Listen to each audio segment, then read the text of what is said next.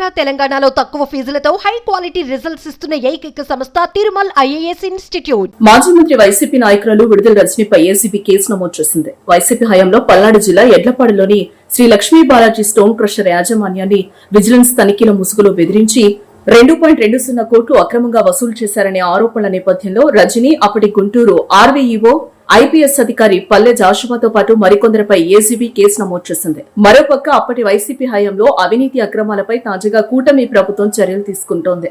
ఇందులో భాగంగా ఇప్పటికే పలువురు ఎమ్మెల్యేలు, ఎంపీలు, మంత్రులు, ఎమ్మెల్సీలపై రాష్ట్ర వ్యాప్తంగా కేసులు నమోదు కాగా విచారణ కొనసాగుతున్న విషయం తెలిసిందే.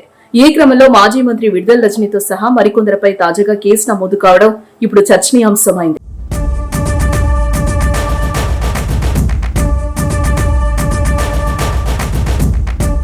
2020 సెప్టెంబర్ 4న పల్నాడు జిల్లా ఎడ్లపాడు మండలం విశ్వనాథుని కండ్రిక గ్రామంలో శ్రీ లక్ష్మీ బాలాజీ స్టోన్ క్రషర్ అప్పటి చిలకలూరుపేట ఎమ్మెల్యే విడుదల రజనీ పిఏ దొడ్డ రామకృష్ణ సందర్శించారు. స్టోన్ క్రషర్ పై దాడులు చేయకుండా మూయించకుండా ఉండాలంటే రజనీని కలవాలని హుకుం జారీ చేశారు.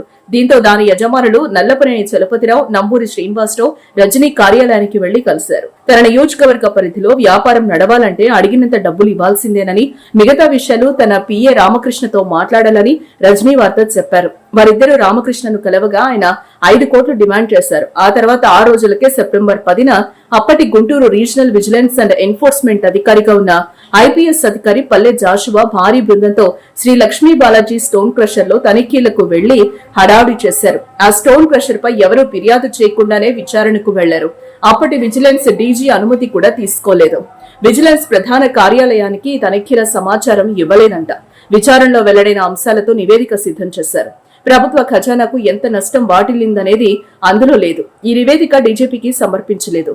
అప్పట్లో ఈ తనిఖీల్లో పాల్గొన్న మిగతా అధికారులను ఏసీపీ విచారించగా జాషువా ఆదేశాలతోనే తామంతా తనిఖీల్లో పాల్గొన్నామని, తర్వాత విచారణ ఏమైందో కూడా తెలియదని వాంగ్మూలం ఇవ్వడం ఇప్పుడు కీలకంగా మారింది. అయితే ఆ కేసుపై కూటమి ప్రభుత్వం అధికారంలోకి వచ్చిన తర్వాత ఫోకస్ పెట్టింది. అనంతరం మంత్రితో పాటు ఇతరులు అక్రమాలకు పాల్పడినట్లు తేల్చడంతో మాజీ మంత్రితో పాటు ఆమెకు సహకరించిన వారిపై కేసు నమోదు చేయాలని ప్రభుత్వం ఏసీబీకి ఆదేశించింది. దీంతో సిబిఐ అధికారులు మాజీ మంత్రి అయిన విడుదల రజనీని A1 నిందితురాలుగా చేర్చారు. వారిపై అవినీతి నిరోధక చట్టంలోని 77A ఐపీఎస్ 384, 120B సెక్షన్ల కింద కేసు ఫైల్ చేశారు.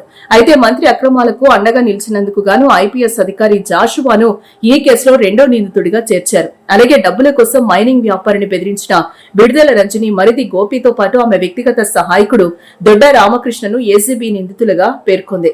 అవినీతి నిరోధక శాఖలోని సెంట్రల్ ఇన్వెస్టిగేటివ్ యూనిట్ నిన్న ఎఫ్ఐఆర్ నమోదు చేసింది.